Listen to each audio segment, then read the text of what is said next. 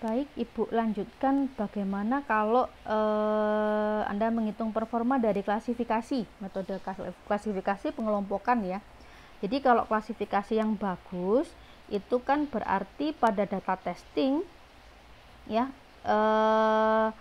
data yang dikelompokkan ke dalam kelas yang sama atau sesuai dengan kelas aslinya lebih banyak, itu makin akurat ya, sehingga kemudian biasanya kita wujudkan perhitungannya dalam bentuk yang disebut dengan confusion matrix.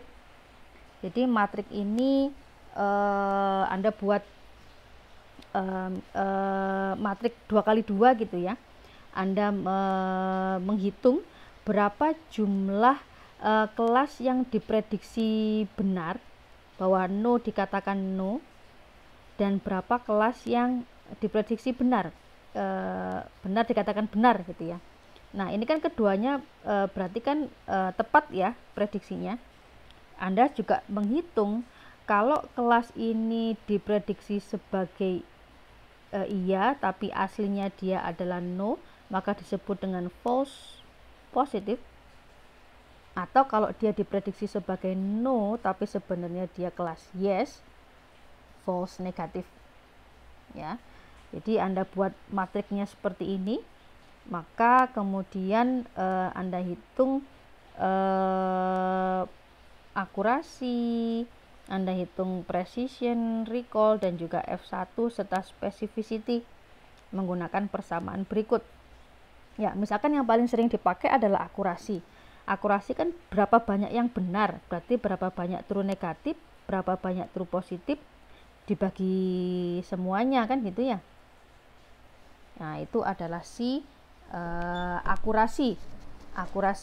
Kemudian berikutnya, kalau untuk precision adalah seberapa bagus dia menebak yang benar itu benar.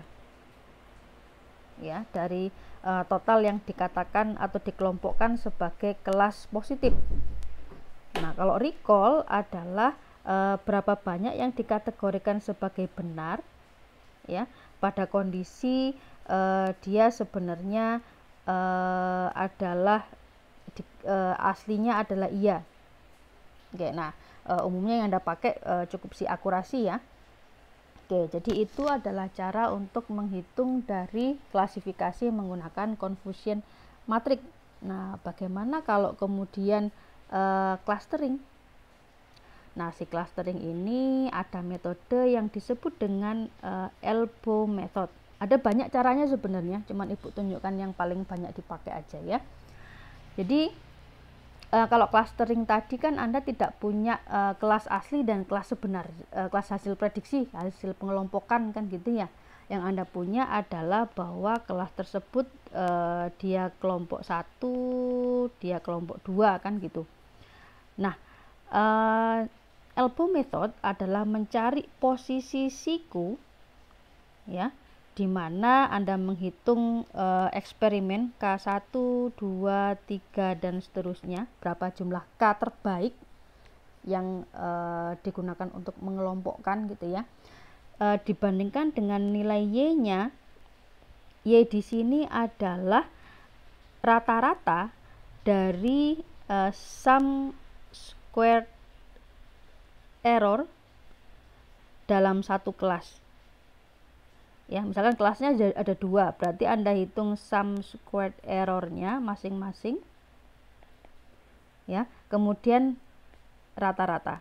Ini kalau kelasnya K sama dengan 2 gitu ya. Kalau K nya 3 ya berarti rata-rata dari 3 sum squared error ya. Nah, sum squared error itu apa? Yaitu sum squared error adalah jumlah jarak dari semua data di kelas tersebut terhadap centroidnya ya. Jadi misalkan centroidnya di sini, Anda hitung distance dari semua data terhadap dia, itu adalah sum squared error. Rata-ratakan dari semua kelas, kemudian buat grafiknya. Nah, posisi K terbaik adalah tergantung pada elbow-nya.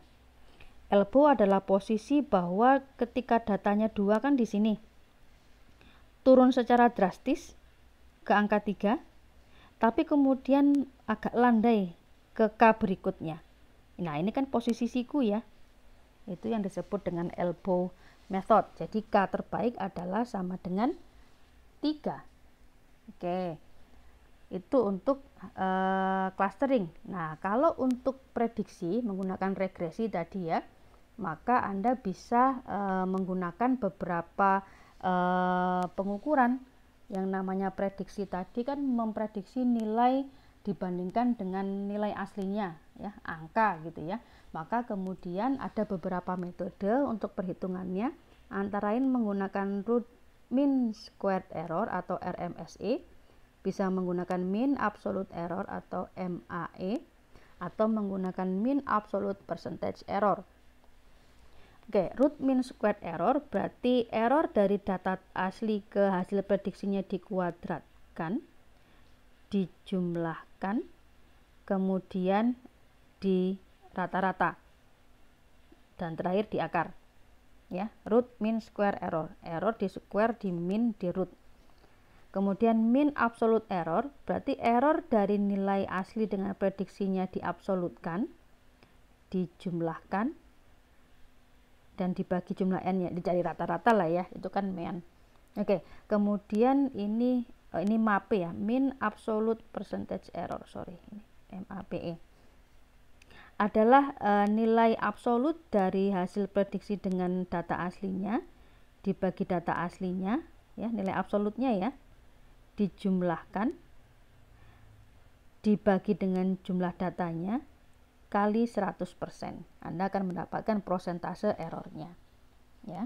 Oke, di mana Y di sini data aslinya, Y bar di sini hasil prediksi, dan N adalah jumlah testing. Oke, jadi itu beberapa metode yang digunakan untuk melakukan testing terhadap performa dari model yang Anda buat dalam pengenalan pola. Oke, terima kasih.